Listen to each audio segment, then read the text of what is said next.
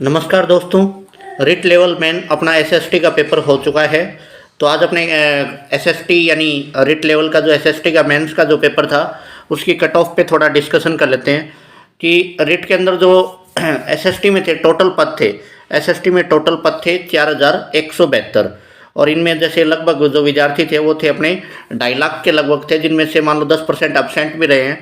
तो आप ये मान सकते हैं कि लगभग 2.25 लाख के करीब विद्यार्थियों ने पेपर दिया है। और इन पेपर का जो मेन फैक्टर था यानी मेरिट को डिसाइड करेगा, तो सबसे पहला फैक्टर था वो तो था माइंड गेम। सेकंड था नेगेटिव मार्किंग जो कि 1/3 थी। और थर्ड था पेपर यानी पेपर का जो लेवल था। तो अपने को पता है कि माइंड गेम कोई भी पेपर होता है उसके लिए सबसे पहले अपने को माइंड गेम सेट करना पड़ता है कि अपन जैसे एग्जाम में क्वेश्चन हॉल यानी एग्जाम में एंट्री कर लिया और अपन पेपर कर रहे हैं, तो अपने मन में ये रहता है कि अपने वो 100 या 120 क्वेश्चन अपने को करने हैं। तो कई बार क्या होता है कि अपने 100 क्वेश्चन राइट है बट अपने क्या है कि 20 क्वेश्चन ऊपर कर देते हैं, तो वो 20 क्वेश्चन क्या हो जाते हैं, नेगेटिव मार्किंग हो जाते हैं। तो उस वजह से क्या पेपर अपना डाउन हो जाता है, अपना स्कोर डाउन हो जाता है। और अब की बार नेगेटिव मार्किंग भी है यानी 1/3, तो ये मान सकते हैं कि मेरिट थोड़ी डाउन आएगी। और फिर पेपर का जो लेवल था वो भी बैलेंस था, ना तो ईजी बोल सकते हैं ना उसको हार्ड बोल सकते हैं। यानी जीके का पेपर एवरेज पेपर था। एसएसटी का ये मान सकते हैं जो सब्जेक्ट पेपर था एसएसटी का, तो वो थोड़ा मीडियम यानी मीडियम कठिन टाइप का मान सकते हैं। साइको थी वो ओवरऑल मीडियम टाइप की थी। तो ओवरऑल एक संतुलित पेपर मान सकते हैं। और इस आधार पे अपन ने जैसे डिस्कशन के आधार पे बच्चों से और पोलिंग के थ्रू एक जनरल आइडिया लगाया क्वेश्चन का, एक अनुमानित आइडिया लगाया। बाकी तो जो अधीनस्थ बोर्ड जो आंसर की जारी करेगा तो उसके बाद ही पता चलेगा। और जो मेरिट है वो अपर लेवल से डिसाइड नहीं होती, वो लोअर लेवल पे जो स्टूडेंट होते हैं उनसे एक मेरिट बनती है। कि अपर लेवल के स्टूडेंट ने तो मान लो 110 के आसपास क्वेश्चन कर लिया बट उससे डिसाइड नहीं होती। लोअर लेवल पे एक एवरेज लेवल पे जितने स्टूडेंट इक्वल आए हैं उस आधार पे एक मेरिट डिसाइड होती है। तो उस आधार पे एक इक्वल अपने देख सकते हैं। तो सबसे पहले देखते हैं नॉन टीएसपी के लिए। तो इनमें देखते हैं जनरल का जो था, जनरल के लिए अपने ये मान सकते हैं कि 98 से 100 क्वेश्चन यानी संतुलित थे। और यानी मार्क में बात करें तो 196 से 200 मार्क। और यदि इसमें पॉसिबिलिटी क्या है कि 100 क्वेश्चन अगर किसी के राइट है तो उसकी भाई चांसेस पूरे हैं। फिर ओबीसी की बात करें तो ओबीसी में 95 क्वेश्चन के आसपास यानी 190 से 191 मार्क्स, तो इसमें पॉसिबिलिटी 95 क्वेश्चन के आसपास है।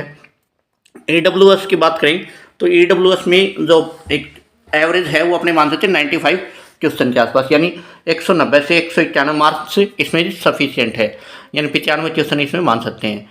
एमबीसी की बात करें तो 93 क्वेश्चन यानी 186 मार्क्स और 93 क्वेश्चन इसमें सफिशियंट है। फिर एससी की बात करें तो 90 क्वेश्चन 90 क्वेश्चन यानी 180 नंबर के आसपास 90 क्वेश्चन सफिशियंट है। एसटी की बात करें तो एसटी में 86-87 के आसपास क्वेश्चन यानी 172 से 75 नंबर, तो इसमें 87 क्वेश्चन सफिशियंट है। और जैसे फीमेल की बात करें तो फीमेल में ये मान के चलो 2 या 3 नंबर इनसे कम मान सकते हो। और ये एक अनुमानित है, तो इस आधार पे अपने बच्चों से डिस्कशन के आधार पे एक आइडिया लगाया है कि इनके आसपास अपनी रहने की पूरी संभावना है। और जैसे नॉन टीएसपी के बाद अपने जैसे टीएसपी एरिया की बात करें तो टीएसपी एरिया में जैसे जनरल की है तो ये पिछले आधार पे ली गई है, पिछली जो वैकेंसीज हुई तो उनके आधार पे एक आइडिया ले सकते हैं कि जनरल के लिए 75 से 80 क्वेश्चन हैं वो सफिशिएंट रहेंगे। और टीएसपी में जैसे एससी कैटेगरी के लिए उसके लिए 73 क्वेश्चन के आसपास।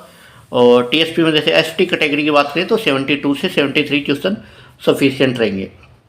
ये जो कट ऑफ है एक अनुमानित यानी बच्चों से डिस्कशन के आधार पे और पोलिंग के आधार पे एक कट ऑफ डिसाइड की गई है कि बच्चों से जुड़ाव के आधार पे कि उनके क्वेश्चन कितने यानी धरातल पे आके एक लेवल धरातल के लेवल पे आके एक कट ऑफ तैयार की गई है।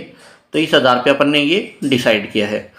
और बाकी अभी वैकेंसीज और भी आ रही हैं। पेपर अगर अच्छा हुआ है, जो भी हुआ है वो अपन ने कर दिया, अपने को नहीं पता पेपर कैसा हुआ है, वो तो लॉक हो गया। वो तो अब जैसे मार्च के एंड में रिजल्ट आएगा तभी अपने को डिसाइड हो पाएगा। और अभी जैसे वैकेंसीज और भी आ रही है, जैसे फर्स्ट ग्रेड आ रही है, सेकंड ग्रेड आ रही है, थर्ड ग्रेड भी आ रही है।